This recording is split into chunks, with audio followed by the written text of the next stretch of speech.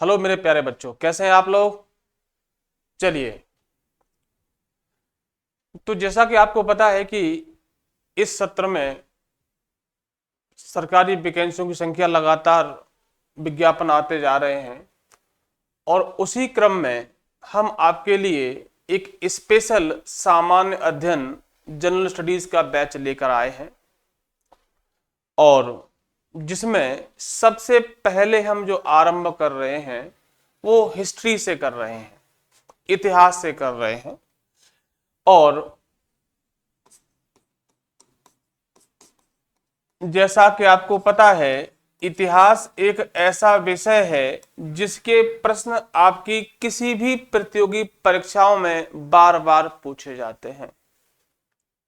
आप में से कई बच्चों ने ये विषय पढ़ा भी होगा, तो उनके लिए भी इसमें एक महत्वपूर्ण कार्य रहेगा कि हम आपको इसके एमसीक्यू भी लगवाएंगे टॉपिक के साथ में।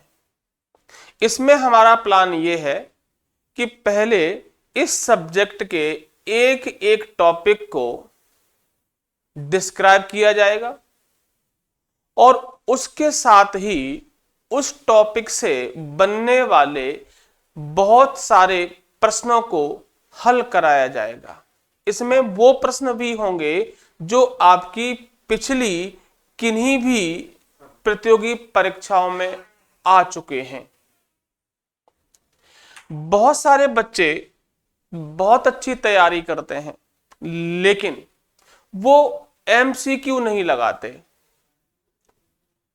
वो प्रश्न पत्र हल नहीं करते और इसी गलती के कारण वो कई बार इन परीक्षाओं से बाहर हो जाते हैं। तो मेरे प्यारे बच्चों, इस बार हमें ऐसी कोई गलती नहीं करनी। हम लगातार टॉपिक के साथ ही उन प्रश्नों को भी हल करेंगे जो आपकी इन परीक्षाओं में पूछे जाते हैं या पूछे जाने की संभावना है। आपको बस करना यह है कि एवरीडे सब्जेक्ट के वीडियो को देखना है और उसमें जो हम प्रैक्टिस कराएंगे उसको बड़े ध्यान से पेपर और कॉपी लेके बैठ के देखना है और जो महत्वपूर्ण प्रश्न है उनको आपको नोट भी करना है। इसमें हम जीएस के जो विभिन्न टॉपिक हैं उनको वन बाय वन एक एक करके आपको हम पढ़ाएंगे। यकीन मानिए कि अगर आप अपना हमें समय देते हैं तो आने वाला समय आपके लिए महत्वपूर्ण सिद्ध होगा। परीक्षाओं की दृष्टि से आप बहुत अच्छा परफॉर्म करेंगे, ऐसा हमारा आपसे कमिटमेंट है। तो बिना समय गवाए हम शुरू करते हैं इतिहास विषय को। इतिहास एक मेजर पार्ट है आपके जीएस का। तो सबसे पहले इतिहास होता क्या है, इतिहास का आरंभ कहां से हुआ, इस संबंध में हम चर्चा करेंगे। ओके बच्चों, तो चलिए पहली बात, इतिहास जो है एक ऐसा विषय है जिसमें हम पास्ट या पूर्व में होने वाली घटनाओं का अध्ययन करते हैं। घटनाओं का अध्ययन करते हैं। तो बड़ी सिंपल सी परिभाषा कि इतिहास एक ऐसा विषय है जिसमें हम पास्ट में होने वाली या पूर्व में होने वाली घटनाओं का अध्ययन करते हैं। तो फिर इसका मतलब यह हुआ कि क्या पास्ट में होने वाली सभी घटनाएं इतिहास है? बताइए बच्चों। नहीं, पास्ट में होने वाली प्रत्येक घटना इतिहास नहीं है। हम पास्ट की उन्हीं घटनाओं को इतिहास मानेंगे जो प्रामाणिक हों, विथ एविडेंस, यानी कि वो साक्ष्य के साथ, वो साक्ष्य के साथ प्रामाणिक हो। अगर ऐसा होता है कि अगर वो घटना जो पास्ट में हो चुकी है, पूर्व में हो चुकी है और विथ एविडेंस वो प्रामाणिक हो जाती है, तो उस घटना को हम इतिहास मान सकते हैं। आपने से बहुत सारी घटनाएं इतिहास में सुनी होंगी। जैसे हम एग्जाम्पल ले लें, भारत में सती प्रथा थी, तो ये प्रामाणिक भी होना चाहिए। तो इसके लिए हमें एक अभिलेख मिला गुप्त काल में, एरण का अभिलेख। उसमें लिखा हुआ है कि गुप्त काल में 510 एडी का एक अभिलेख है। इसमें लिखा है कि उस समय एक महिला अपने पति के मरने के बाद सती हो गई थी। तो इससे ये प्रमाण मिला कि सती प्रथा थी। और इसीलिए आज आप पढ़ते हैं इतिहास में कि भारत में सती प्रथा का पहला उदाहरण कहां मिलता है, तो गुप्त काल बताते हैं आप लोग। और एविडेंस क्या है, तो आप बताते हैं एरण अभिलेख मध्य प्रदेश के सागर में 510 ईस्वी का है। तो ऐसी घटनाओं को हम इतिहास कहेंगे। तो सिंपल सी बात हुई कि इतिहास क्या है, तो अपन बताएंगे कि ऐसी घटनाएं जो पास्ट में घटित हो चुकी हैं, तो उनको हम इतिहास कहते हैं, लेकिन वो प्रामाणिक होना चाहिए। तो ये तो बेटा इतिहास की परिभाषा हुई। अब इतिहास का जो आरंभ है वो कैसे होता है, आगे चलते हैं बेटा। इतिहास का जो आरंभ है उसकी हम बात करें तो इसका आरंभ यूनान से होता है। यूनान, जिसे हम ग्रीस के नाम से जानते हैं, यूनान जिसे हम ग्रीस के नाम से जानते हैं। सिकंदर इसी देश से आया था, ओलंपिक इसी देश से शुरू हुए थे, तो यहां से मानते हैं। और यहां पर एक चिंतक थे, उनका नाम था हेरोडोटस। हेरोडोटस, और इन्हीं व्यक्ति को या इसी व्यक्ति को हम फादर ऑफ हिस्ट्री या इतिहास का पिता कहते हैं। क्या कहते हैं बच्चों? इतिहास का पिता कहते हैं। क्या यह बात आपकी समझ में आ रही है बच्चों? जल्दी से बताइए।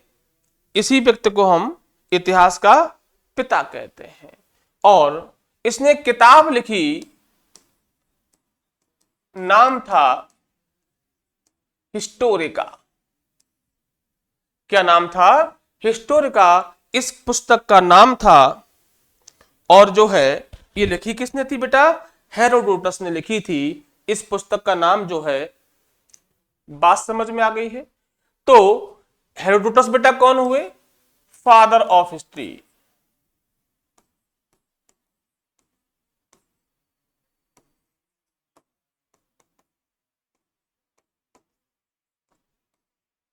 और पुस्तक का नाम क्या था? हिस्टोरिका। और हिस्ट्री जो विषय बना काय से? वो बना हिस्टोरिया से।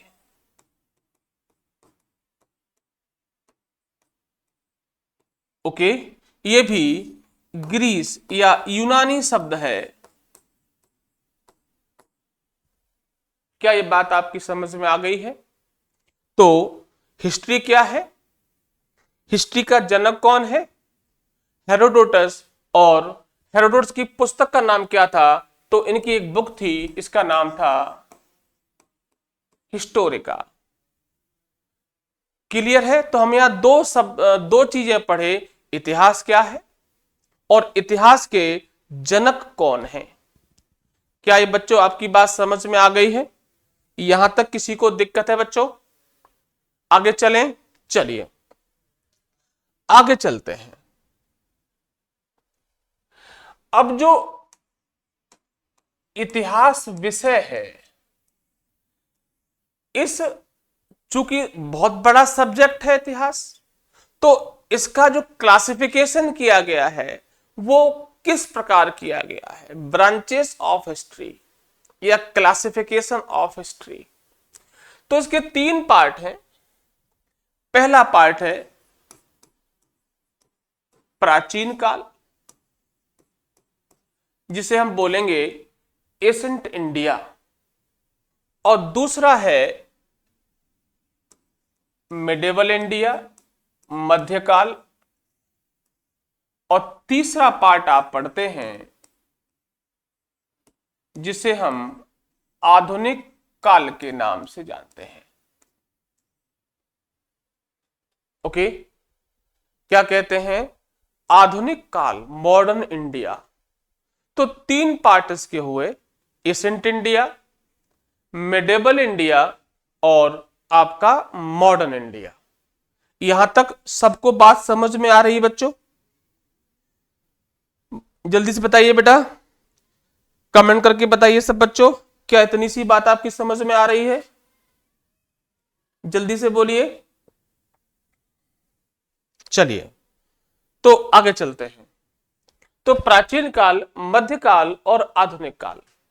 प्राचीन काल के बारे में जब हम बात करते हैं तो इसमें हम भारत के हिंदू राजाओं के बारे में अध्ययन करते हैं। हिंदू कोई कास्ट नहीं है, एक जीवन पद्धति है। सुप्रीम कोर्ट ने भी कहा कि हिंदू एक जीवन पद्धति है, लाइफ स्टाइल है। जो इंडस के इस पार रहते थे वो सभी हिंदू थे। हालांकि इस समय भारत पर बहुत सारे विदेशी आक्रमण भी हुए, बट भारत का जो कल्चरल डाइजेस्टिव पावर इतना ज्यादा था कि वो सारे धर्म जाति के लोग भारतीय कल्चर में समाहित हो गए।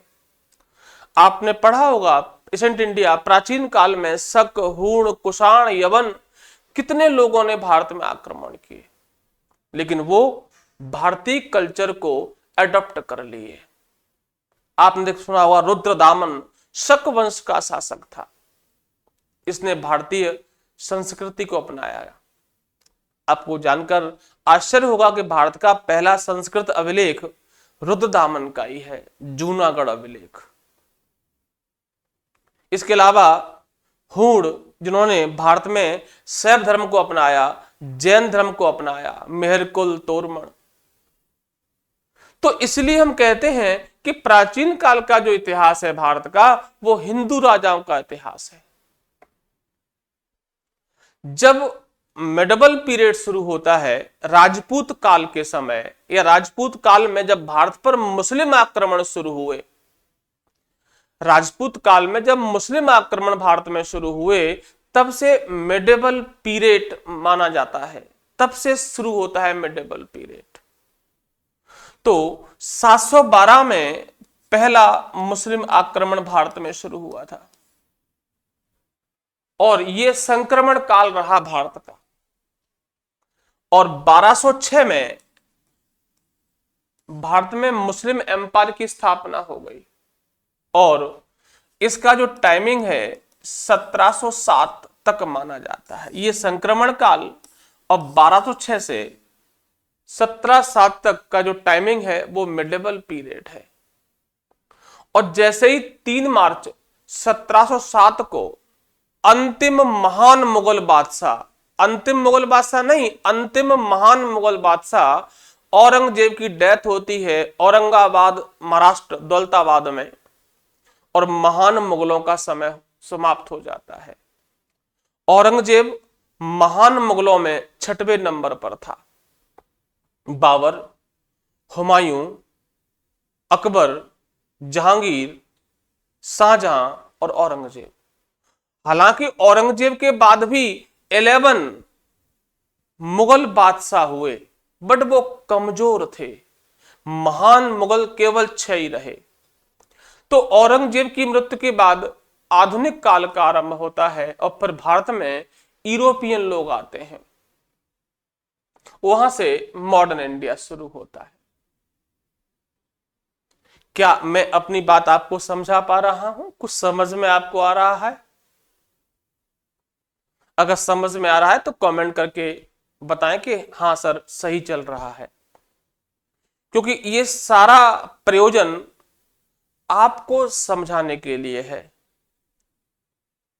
हमें आता है, ये महत्वपूर्ण है, लेकिन इससे ज्यादा महत्वपूर्ण ये है कि मैं आपको समझा पाऊं, आप इस ज्ञान से सफल हो पाए, तभी हमारी प्रयास की सार्थकता होगी, नहीं कोई मतलब नहीं है। तो बताते जाइए कि सर समझ में आ रहा है, चलिए, और स्पीड ठीक है, ये भी ध्यान रखें। चलिए आगे चलते हैं। तो ये आगे का समय। अब ये प्राचीन काल की हम बात करें तो जो प्राचीन काल है, जो भारत में एशियंट इंडिया का समय है, इसको हम कई पार्ट में बांटते हैं। प्राचीन काल को, प्राचीन काल का पहला पार्ट है जिसको हम बोलते हैं प्रागैतिहासिक काल। क्या बोलते हैं बच्चों? प्रागैतिहासिक काल बोलते हैं। दूसरा जो है इसको हम बोलते हैं आद्य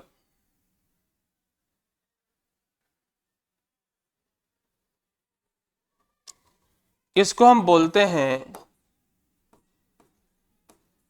आद्य ऐतिहासिक काल।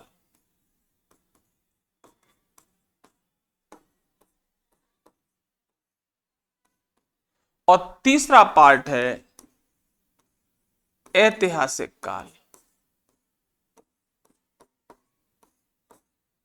ओके, ये 3 पार्ट में डिवाइड है और ये आपका 2 पार्ट में डिवाइड होगा। पहले को हम बोलेंगे सल्तनत काल और दूसरा आपका होगा मुगल काल।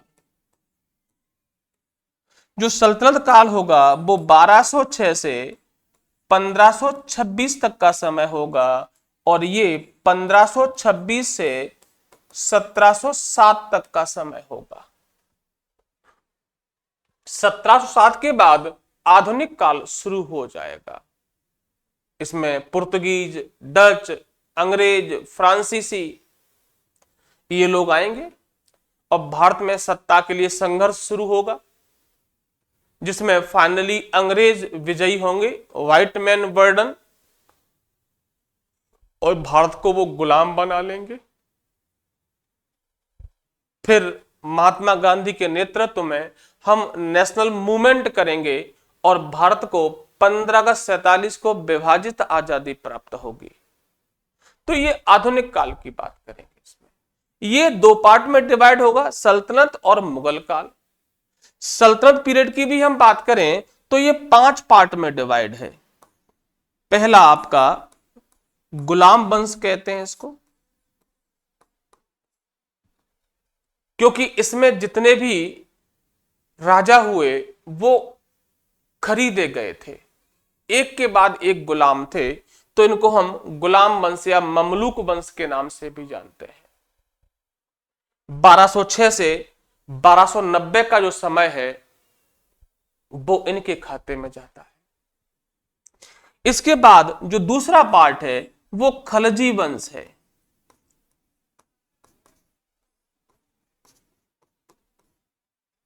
और जो तीसरा पार्ट है उसको हम तुगलक वंश के नाम से जानते हैं। और जो चौथा पार्ट है वो सैयद वंश के नाम से जानते हैं। और 5वां है जिसे हम लोधी वंश कहते हैं।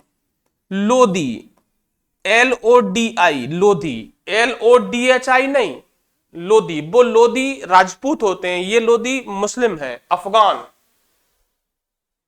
भारत में पहला अफगान राज्य बसाएंगे ये लोधी। सिकंदर लोधी नाम सुना होगा आपने, इसी वंश का था जिसने आगरा शहर बसाया था। कई बार एग्जाम में ये प्रश्न भी पूछे गए कि क्रम कौन सा सही है, तो क्रम ये सही है। पहले गुलाम वंश है, दूसरा खलजी वंश है, तीसरा तुगलक वंश है, फिर सैयद वंश है, फिर लोधी वंश है। इधर मुगल काल में लोधी वंश का जो लास्ट किंग था इब्राहिम लोधी, उसके समय भारत पर मुगलों का आक्रमण हुआ। जहीरुद्दीन मोहम्मद बाबर ने 1526 21 अप्रैल को पानीपत के प्रथम युद्ध में इब्राहिम लोधी को युद्ध में हरा दिया और इब्राहिम लोधी शहीद हुआ। इब्राहिम लोधी इतिहास का एकमात्र शासक है दिल्ली का जो युद्ध में शहीद हुआ था। इससे पहले कोई भी शासक युद्ध में शहीद नहीं हुआ। इब्राहिम लोधी बाबर ने लिखा था कि इब्राहिम लोदी वीर है बट उसको लड़ना नहीं आता, अपनी पुस्तक तज की बाबरी या बाबरनामा में। और उसके बाद बाबर ने अपना एम्पायर स्थापित किया और बाबर पहला जो शासक हुआ मुगलों का वो जहीरुद्दीन मोहम्मद बाबर था। दूसरा नासरुद्दीन मोहम्मद हुमायूं। तीसरा जलालुद्दीन मोहम्मद अकबर। चौथा सलीम, जिसको हम जहांगीर के नाम से भी जानते हैं। और पांचवा जिसे शाहजहां कहते हैं, अबुल मुजफ्फर शहाबुद्दीन मोहम्मद साहिब किरण एसानी शाहजहां। एक ही आदमी का नाम है बेटा, जिसका समय भारत में गोल्डन पीरियड कहा जाता है, यह शाहजहां था, मुमताज वाला। और इसके बाद जो था वो औरंगजेब है, जिंदा पीर। कई बार पूछा गया कि किसे जिंदा पीर के नाम से जानते हैं, औरंगजेब था। आलमगीर प्रथम के नाम से भी जाना जाता है। इसके बारे में कहा जाता है कि धर्म के प्रति बहुत कट्टर था। हिंदुस्तान ने पहली बार एक ऐसे व्यक्ति को बादशाह के रूप में देखा जो धर्म के लिए अपना सिंहासन छोड़ने को तैयार था, इसलिए इसको जिंदा पीर कहा गया। और ये 6वें नंबर का था। इसलिए मैंने आपको बताया था कि औरंगजेब मुगल डायनेस्टी का अंतिम 6वां महान शासक था। इसके बाद मुगलों में महान शासक पैदा होना बंद हो गए, सब लायक नहीं थे, लायक के आगे ना लगा हुआ था, और एक एक करके आते गए और पूरा मुगलिया एम्पायर फिनिश हो गया। बहादुर शाह जफर द्वितीय अंतिम मुगल शासक था, जिस 57वीं क्रांति का नेता बनाया गया था। बाद में 57वीं क्रांति जब असफल हुई तो इसे अरेस्ट कर लिया गया। हडसन ने हुमायूं के मकबरे से इसको अरेस्ट किया था। प्रश्न एमपीपीएससी ने पूछा था कि कहां से अरेस्ट किया था हुमायूं उसको, बहादुर शाह जफर को, तो हुमायूं के मकबरे से। और उसे कहां भेज दिया, बर्मा, रंगून बोलते हैं। उस समय बर्मा की राजधानी रंगून हुआ करती थी, अब नापीता हो गई है। और आपको याद हो एक गाना भी बना था, मेरे पिया गए रंगून, वही रंगून था। तो इसके साथ ही जो है मुगल एम्पायर खत्म हो जाता है और फिर ये आधुनिक काल होता है। आई होप आपको समझ में आ रहा होगा।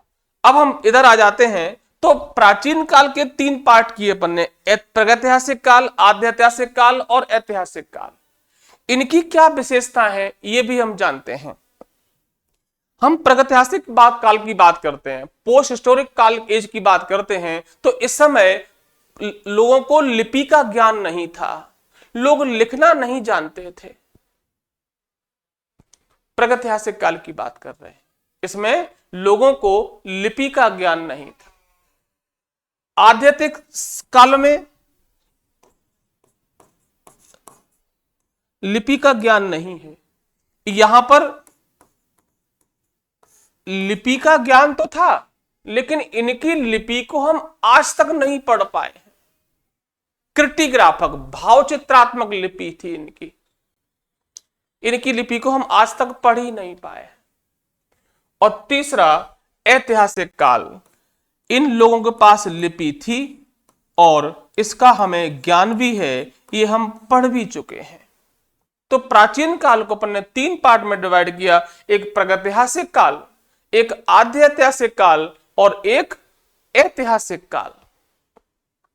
प्रागैतिहासिक काल वो समय जब लोगों को लिखने की जानकारी नहीं थी,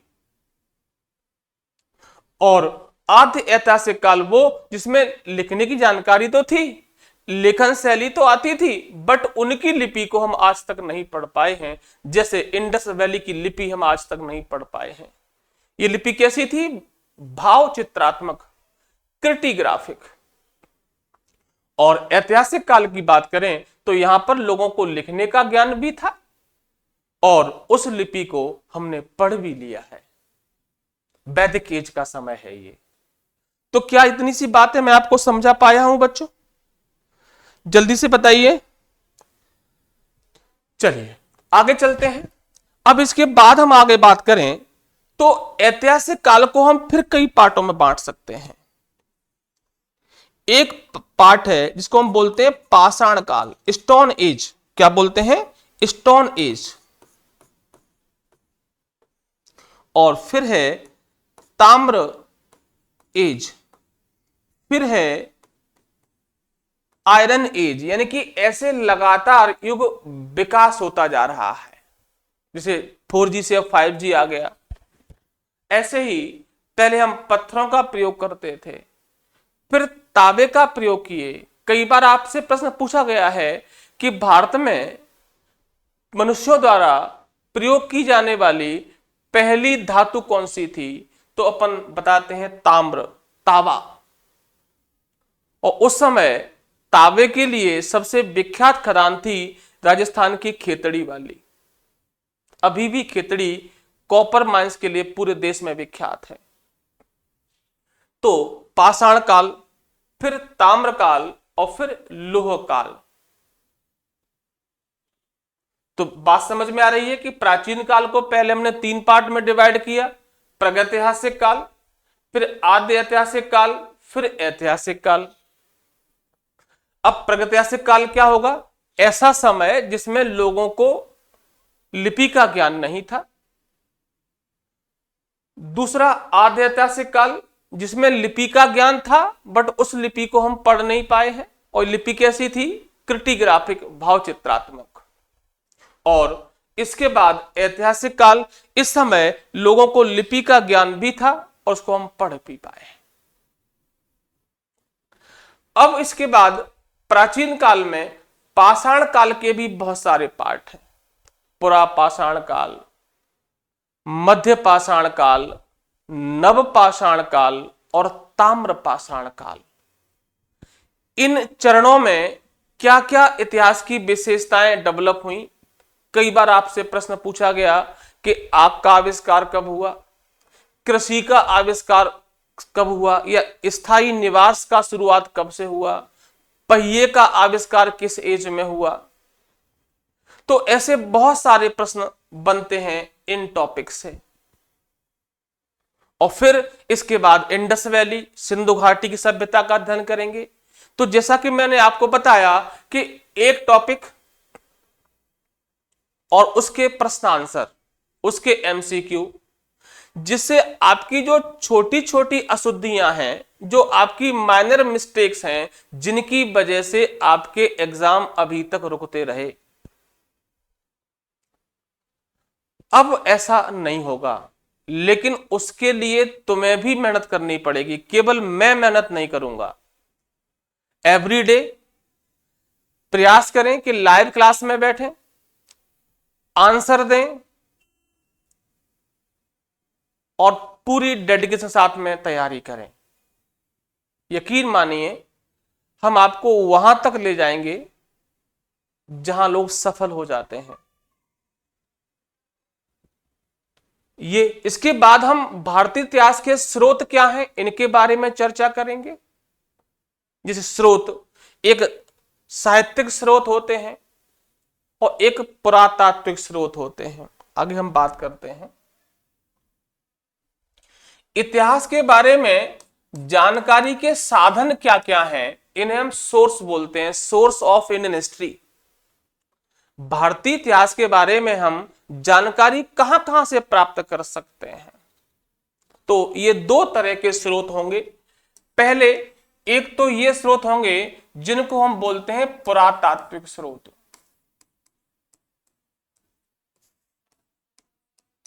पुरातात्विक मतलब आर्कोलॉजिकल, ऐसे स्रोत जो खुदाई से प्राप्त हुए हैं। जैसे हम बात करें अभिलेख की, हम बात कर सकते हैं,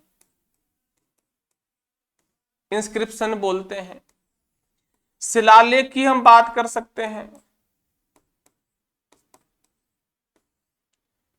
इसके अलावा ताम्रपत्र होते हैं, मोहरें होती हैं, सिक्के बोलते हैं। यानी कि ऐसे बहुत सारे सोर्स हैं जो खुदाई से प्राप्त हुए हैं। अगर किसी क्षेत्र में मुद्राएं ज्यादा मिलती हैं तो इससे यह प्रूफ होता है कि उस समय के लोगों की आर्थिक स्थिति अच्छी रही होगी, या जिस क्षेत्र में मुद्राएं प्राप्त होती हैं, तो उससे हम ये अनुमान लगा लेते थे कि उनका शासन इस सीमा तक था। ये इनका महत्व है। और इन अभिलेखों और शिलालेखों में कई राजाओं ने अपने राजकीय आदेशों को जारी किया। कई बार आपने पढ़ा होगा कि अशोक बौद्ध धर्मानुयायी था। अब आगे वो पूछता है कि ये किस शिलालेख से सिद्ध होता है कि अशोक बौद्ध धर्म का अनुयायी था। तो इस तरह के जो प्रश्न हैं वो इन स्रोतों से आपको प्राप्त होंगे। इधर चलें तो इसको हम बोलते हैं साहित्यिक स्रोत। ये जो साहित्यिक स्रोत हैं ये कई प्रकार के हो सकते हैं। एक वो स्रोत जो धार्मिक स्रोत हैं, एक धार्मिक स्रोत होते हैं, या इसको हम ऐसे भी बांट सकते हैं साहित्यिक और गैर साहित्यिक स्रोत। ऐसे भी हम उसका क्लासिफिकेशन कर सकते हैं। अब गैर धार्मिक में, गैर साहित्यिक में आपके जो विदेशी यात्रियों के विवरण हैं वो आ जाएंगे। तो उसको अपन लमसम यही लिख लेते हैं। एक कौन सा? धार्मिक स्रोत हो गए आपके। एक आपके जो गैर धार्मिक स्रोत हैं,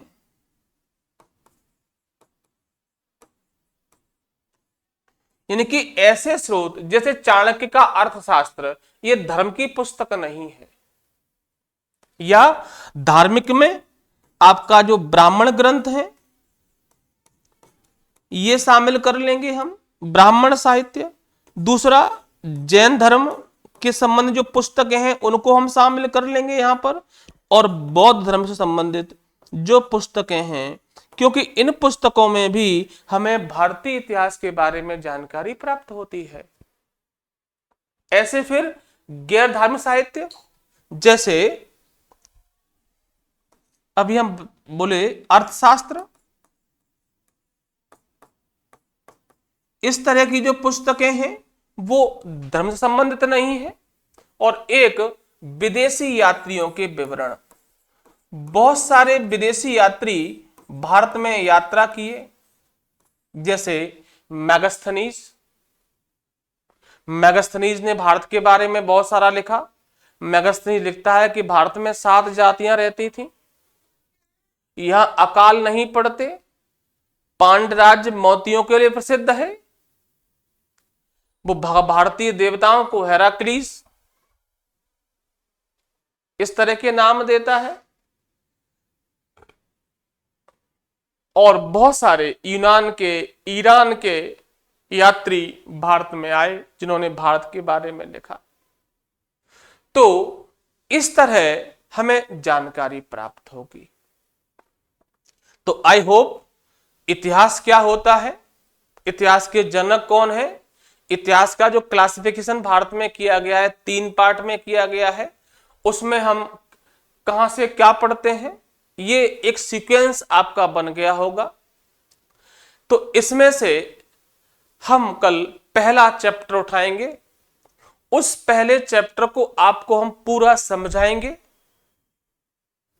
और उसके हम फिर आपको MCQ भी लगवाएंगे।